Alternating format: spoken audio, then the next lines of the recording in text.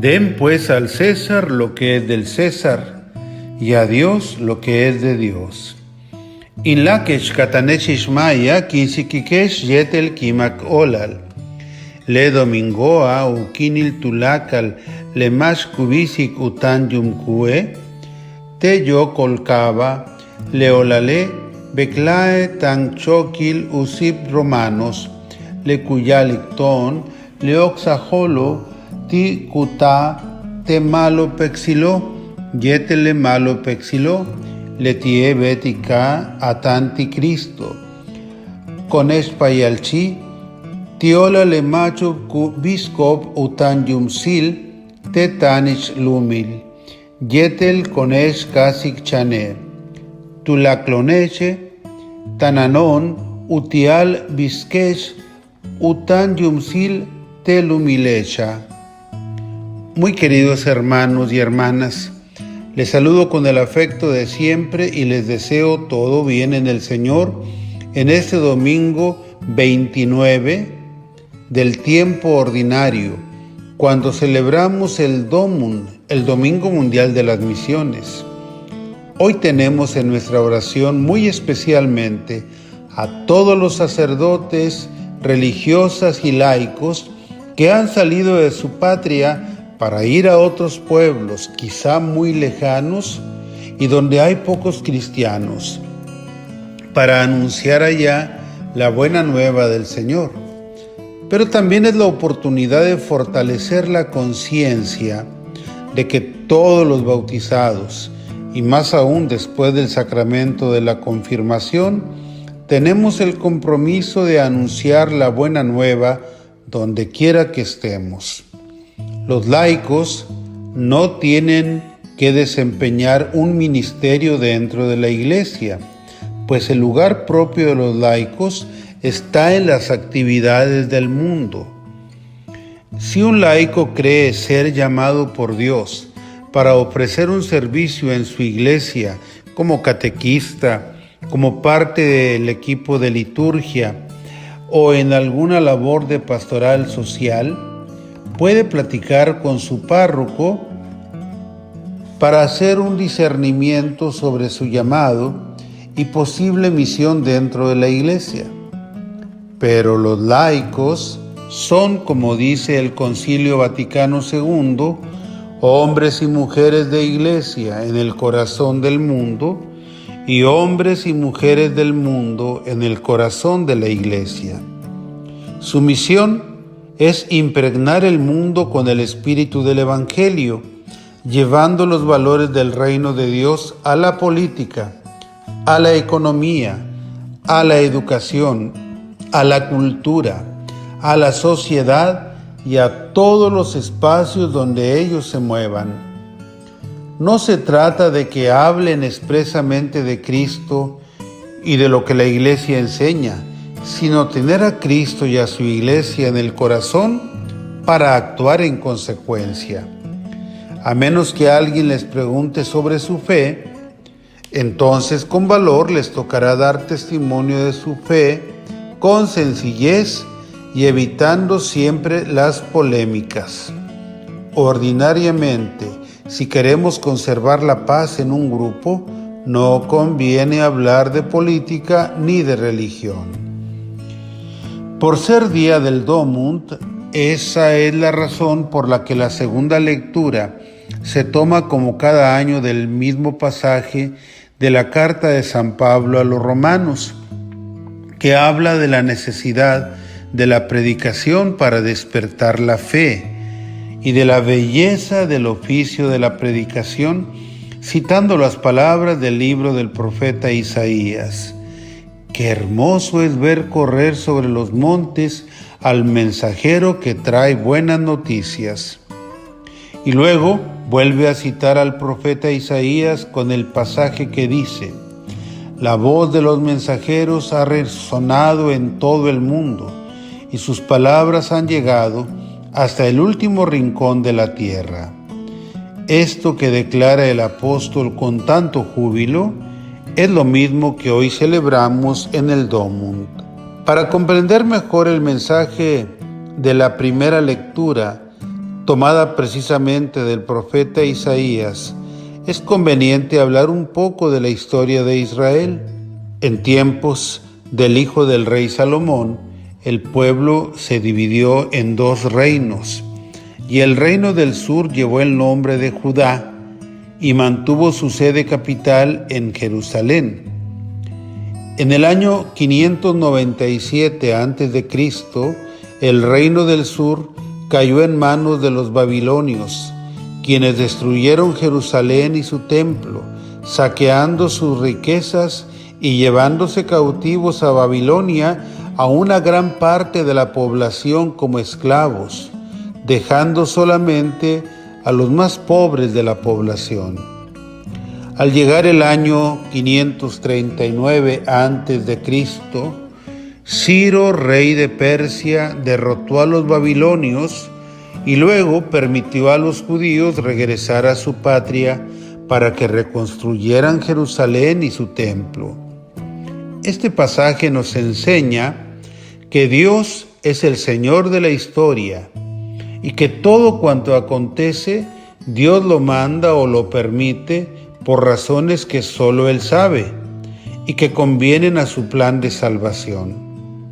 Si el rey de Babilonia, sin saberlo, le sirvió al Señor para castigar a su pueblo, ahora Ciro, rey de Persia, le sirve igualmente al Señor para redimir a su pueblo.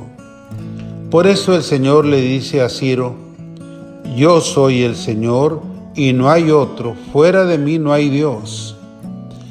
Te hago poderoso, aunque tú no me conoces, para que todos sepan de oriente a occidente que no hay otro Dios fuera de mí. Yo soy el Señor y no hay otro. Es fácil que a un gobernante de un pueblo se le suba el poder a la cabeza, pero si es creyente, debe darse cuenta que su poder es pasajero y que es para servir, y que nadie está por encima de la autoridad de Dios, Rey eterno y todopoderoso. Esta lectura nos prepara para captar mejor el mensaje del Santo Evangelio de hoy. Los fariseos quisieron ponerle una trampa a Jesús, y para eso le enviaron unos secuaces suyos del partido de Herodes, es decir, que eran partidarios del rey romano, para que le hicieran a Jesús esta pregunta: ¿es lícito o no pagar el tributo al César? Si Jesús hubiera respondido que sí, se debe pagar tributo al César, entonces el pueblo se lo hubiera echado encima a Jesús.